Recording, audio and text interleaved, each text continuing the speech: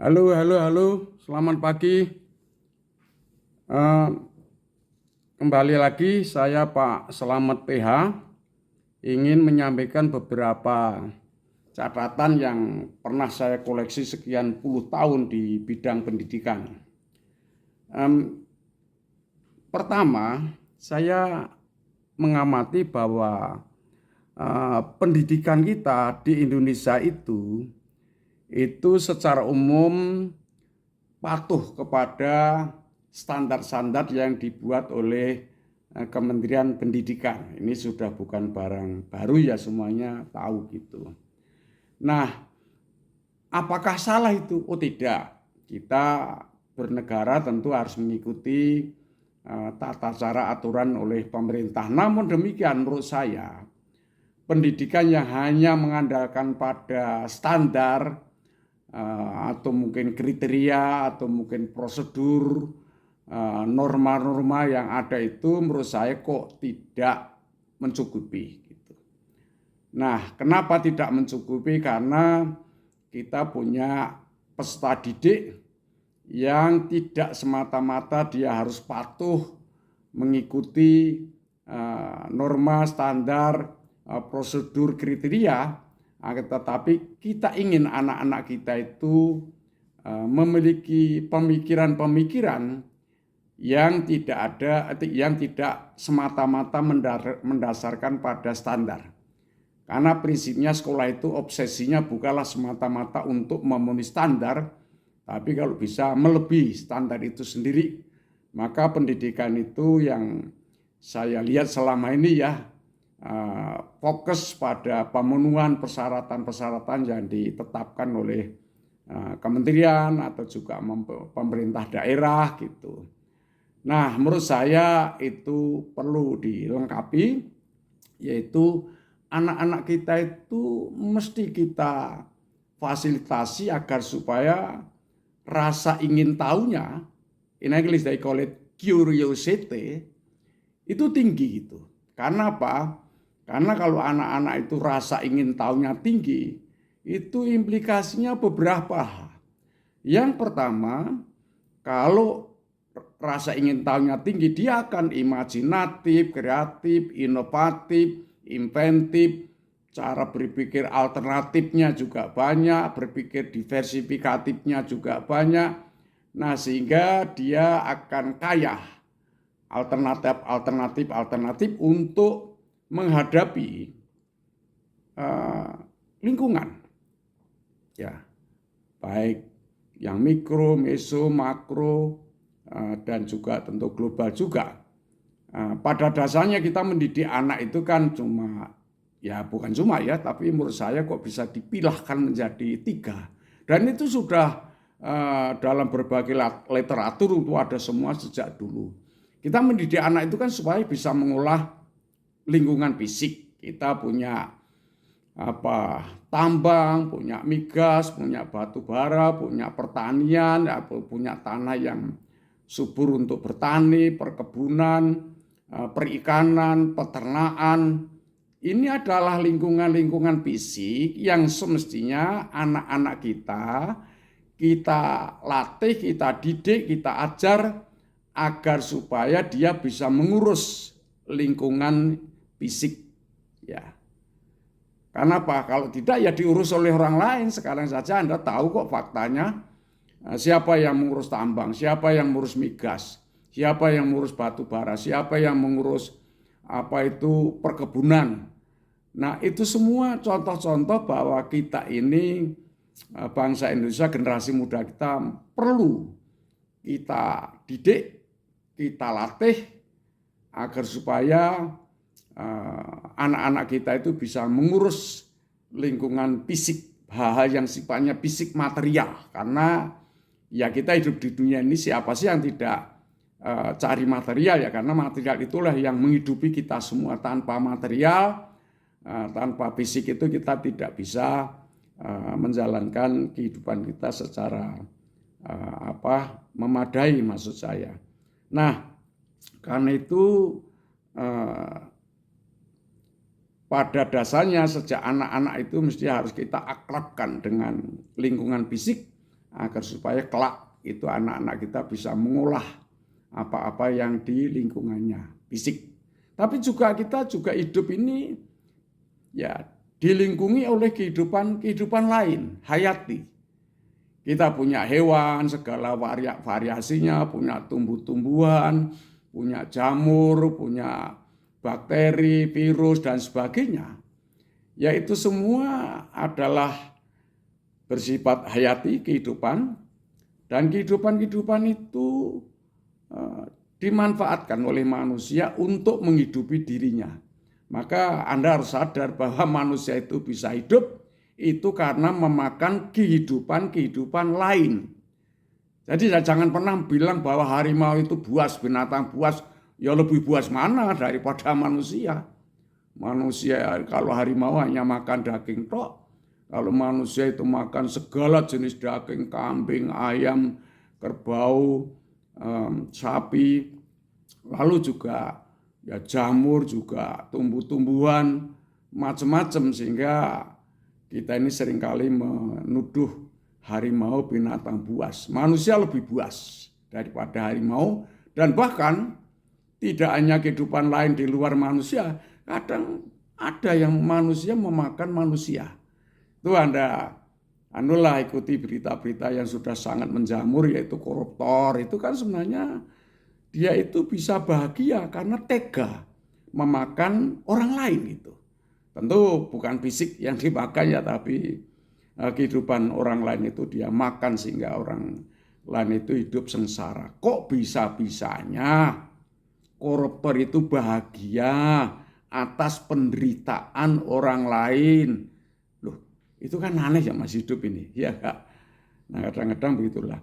Nah tidak hanya itu saja, hidup ini di tengah-tengah masyarakat baik lokal, nasional, regional, internasional, atau global, ya kita itu harus memainkan pikiran kita agar supaya dengan lingkungan itu kita berpikir yang baik gitu.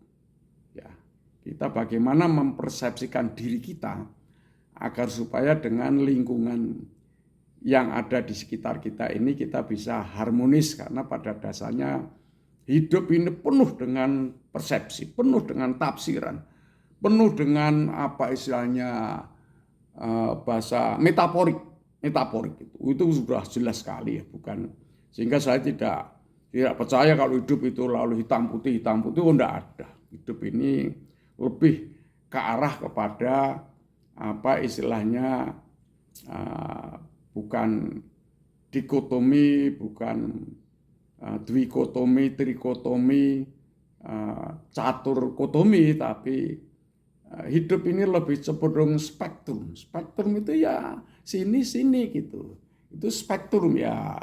Banyak sekali contoh kehidupan spektrum itu. Enggak bisa Anda itu menangnya sendiri, orang lain kalah, enggak bisa.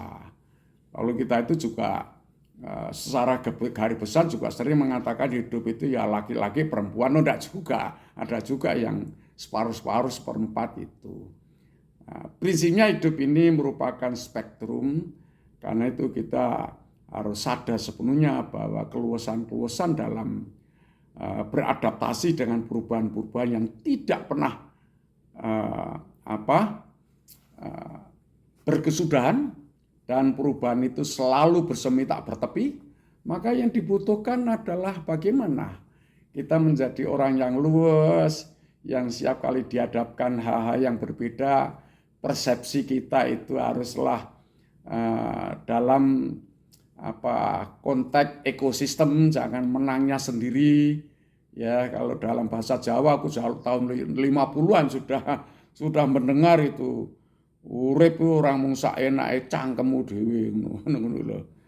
Ora saenake udelmu dhewe. Itu zaman dulu pandangan-pandangan Jawa itu sudah ada, makanya filsafat Jawa itu kan satu tingkat lebih tinggi daripada filsafat Eropa. Orang-orang kita malah mempelajari Eropa. Loh, itu yang bilang bukan saya loh.